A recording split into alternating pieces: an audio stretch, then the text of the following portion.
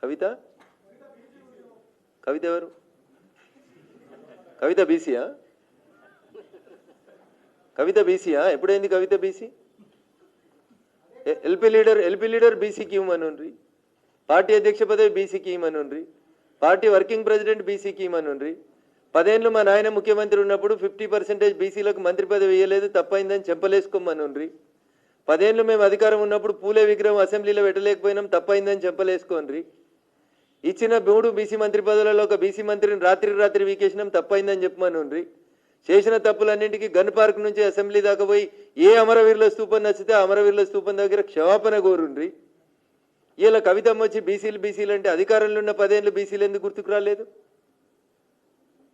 అవకాశం ఉన్న ప్రతి సందర్భంలో బీసీలని మీరు డౌన్ఫాలింగ్ చేసి ఎల్పీ లీడర్ ఇయ్యరు, పార్టీ ప్రెసిడెంట్ ఇయ్యరు, వర్కింగ్ ప్రెసిడెంట్ ఇయ్యరు.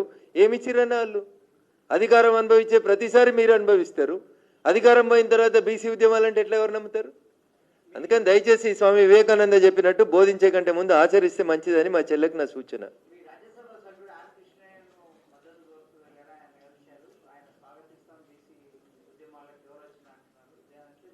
ఆర్ కృష్ణయ్య గారు ఎదిగిందే బీసీ ఉద్యమాల నుంచి వెళ్ళిండ్రు, బీసీ ఉద్యమాల నుంచి ఎదిగినరు.